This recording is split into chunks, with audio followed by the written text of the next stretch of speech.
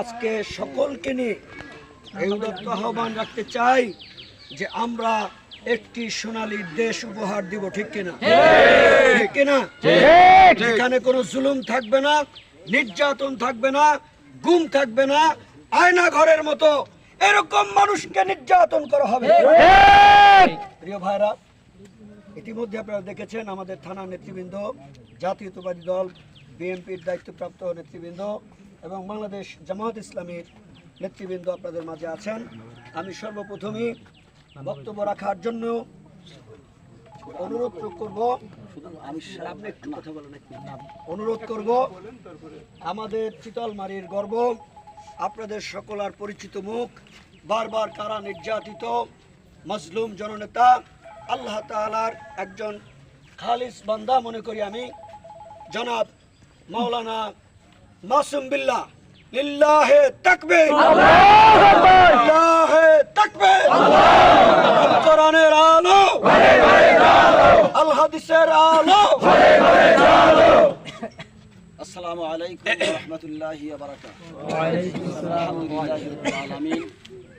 প্রিয় দেশবাসী, আপনারা সকলেই অবগত, ফ্যাসিস্ট সরকার,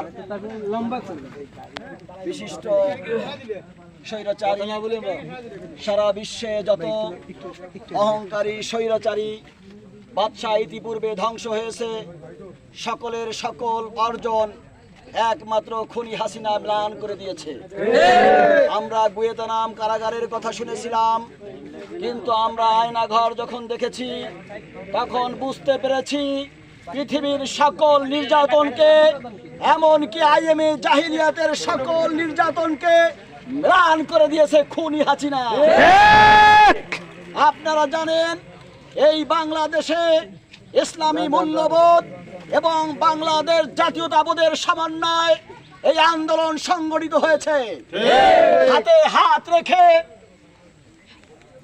বুকে বুক রেখে রাজপথে আমরা অসংখ্য আন্দোলনে শরীক হয়েছি, অসংখ্য কেচে গ্রেপ্তার হয়েছি। টুলু বিশ্বাস সহ সকলেই আমরা একসাথে বারবার কারাবরণ করেছি। আপনারা জেনে খুশি হবেন, আমার কর্মী ভাইদের প্রত্যেকটা মামলার ভার ব্যয় আমার এই ভাই নিজে বহন করেছেন। আমি মাসুম বিল্লাহর পাশে হাইকোর্টের বিভিন্ন নেতা কর্মীকে দৌড়াইয়ে কোর্ট করাইয়ে আমাকে 7টা মামলায় জামিন দিয়েছে তার মাধ্যমে। সম্মানিত ভাইরা, এই সম্পর্ক কোনোভাবেই যেন ম্লান না হয়ে যায়।